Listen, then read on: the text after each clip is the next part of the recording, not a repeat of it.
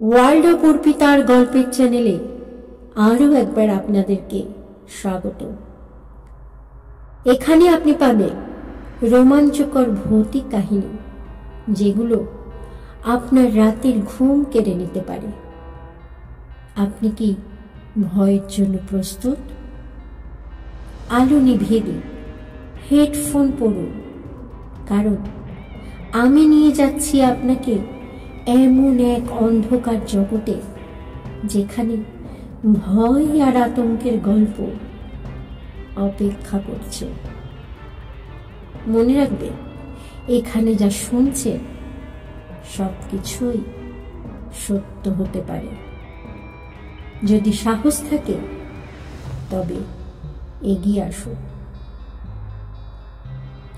গল্পটি শুরু করার আগে কিছু কথা বলে নিতে চাই।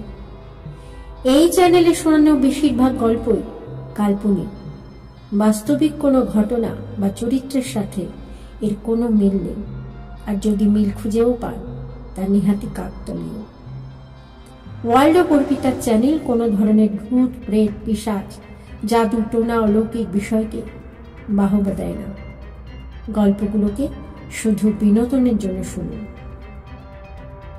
আপনাদের যদি নিজেদের কোনো ভৌতিক অভিজ্ঞতা থাকে তাহলে আমাকে শেয়ার করতে পারেন। আপনার নাম সহ এই চ্যানেলে ঘটনাটি শোনানো হবে। ঘটনা শেয়ার করার জন্য আমার হোয়াটসঅ্যাপ চ্যানেলের লিঙ্ক আমি ডেসক্রিপশন বক্সে দিয়ে দেব এবং সাথে ফেসবুক লিঙ্কও দিয়ে দেব। ওখানে আপনারা আমার সাথে যোগাযোগ করে আপনাদের ঘটনা শেয়ার করতে পারেন। শুরু করছি আজকের গল্প। আমার আজকের গল্প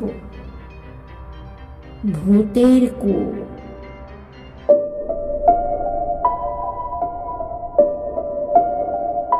বিরাট বাড়িটা দেখলে বুকের ভেতর কেমন ঠান্ডা ঠান্ডা একটা অনুভূতি আসে। চারপাশে উঁচু গাছপালা ঘেরা, সাদা পলেস্তারা ঝরে গেছে, যেন মৃতক কোনো রাজপ্রাসাদ দাঁড়িয়ে আছে এখানে। বাড়িটার নাম চন্দ্রভিলা। গ্রামের লোকেরা বলে রাতের বেলা ওই বাড়ির কাছ দিয়ে গেলে নাকি কেমন একটা ঠান্ডা হাওয়া আসে, কানে ফিস ফিস আওয়াজ শোনা যায়, আর কখনো কখনো অদ্ভুত কান্নার আওয়াজ। একদিন রাত্রে অর্পিতা আর তার বন্ধু সৌরভ ঠিক করলো তারা চন্দ্রভিলায় যাবে। অনেকদিন ধরেই তারা ভূতের গল্প শুনছিল, কিন্তু কেউই চোখে দেখেনি। সাহস দেখিয়ে তারা বাড়ির সামনে গেল।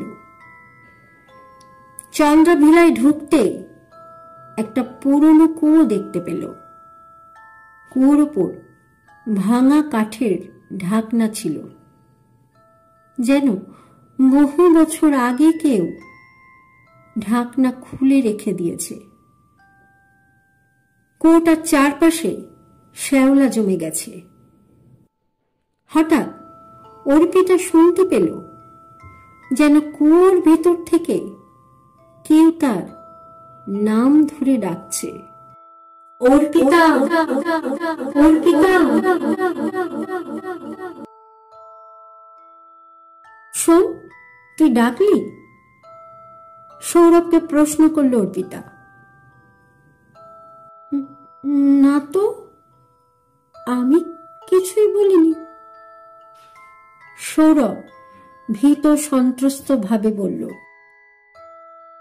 তারা দুজন কুয়োর কাছে এগিয়ে গেল। কুয়োর ভিতর তাকাতে একটা অন্ধকার গহ্বর দেখতে পেল, কিন্তু হঠাৎ একটা হাত বেরিয়ে এলো কুয়োর ভেতর থেকে। হাতটা পচা, রক্তাক্ত, আর সেই হাতের আঙুলগুলো অদ্ভুত ভাবে বাঁকানো। বেরিয়ে যা, আমাকে এখান থেকে বের কর। ভয়ঙ্কর এক কণ্ঠ ভেসে এলো। কণ্ঠটা যেন মানুষের নয়, যেন এক মৃত আত্মার আর্তনাদ। অর্পিতার সৌরভ ছিটকে পেছনে সরে গেল, কিন্তু হঠাৎই কোথা থেকে এক নারী বেরিয়ে এলো। তার চুল লম্বা, মাটিতে লেগে যাচ্ছে। তার মুখ দেখা যাচ্ছে না, কারণ চুল ঢেকে রেখেছে। তার সাদা পোশাক ভেজা, যেন সে ডুবে গিয়েছিল কুয়োর জলে। আমার প্রতিশোধ নাও বলে চিৎকার করল নারীটি, আর সোজা সৌরভের দিকে এগিয়ে গেল। সৌরভ দৌড়াতে চেষ্টা করল, কিন্তু তার পা যেন মাটিতে আটকে গেল। অর্পিতা চিৎকার করতে করতে দরজার দিকে ছুটল, কিন্তু দরজা হঠাৎ বন্ধ হয়ে গেল। নারীটি সৌরভের সামনে এসে দাঁড়ালো, চুল সরিয়ে তার চোখে তাকালো। সৌরভের চোখে শুধু ফাঁকা জায়গা দেখতে পেল, দুটি গর্ত, রক্ত ঝরছে। মুহূর্তের মধ্যে নারীটি সৌরভের মুখের ওপর লাফিয়ে পড়ল। তার চিৎকার পুরো বাড়িটা কাঁপিয়ে তুলল। অর্পিতা দরজার দিকে তাকিয়ে দাঁড়িয়েছিল, শ্বাস বন্ধ হয়ে আসছিল। তার চোখের সামনে নারীটি সৌরভের শরীর টেনে কুয়োর দিকে নিয়ে যেতে লাগলো। সৌরভের হাত থেকে রক্ত ঝরতে ঝরতে পুরো মেঝেটা ভিজে গেল। কুয়োর মুখে পৌঁছাতেই নারীর মুখে এক ভয়ঙ্কর হাসি ফুটে উঠল। কেউ আমাকে বাঁচায়নি, আমি কাউকে ছাড়ব না বলল সে। আর মুহূর্তেই কুয়োর ভেতরে সৌরভকে টেনে নিয়ে গেল। অর্পিতা তখন অজ্ঞান হয়ে মেঝেতে পড়ে গেল।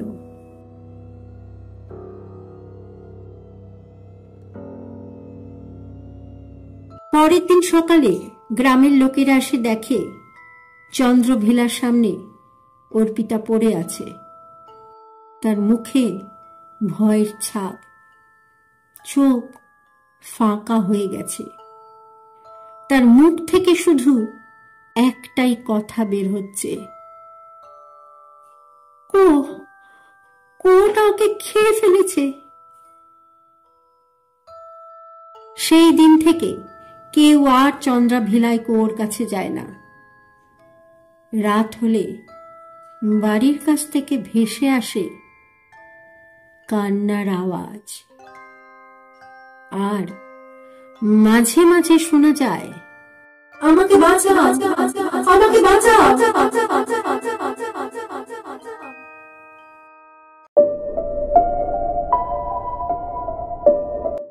কেমন লাগলো আপনাদের আজকের গল্পটি? ভালো লাগলে একটা লাইক, কমেন্ট করতে ভুলবেন না। গল্পটি শেয়ার করে অন্যদেরও শোনার সুযোগ করে দিন এবং চ্যানেলটি সাবস্ক্রাইব করে পাশে থাকার অনুরোধ রইল। উৎসাহিত করুন যাতে আরো থ্রিলিং স্টোরি আপনাদের জন্য আনতে পারি। দেখা হচ্ছে নেক্সট ভিডিওতে। ততক্ষণে সকলে ভালো থাকবেন, সুস্থ থাকবেন, সাবধানে থাকবেন।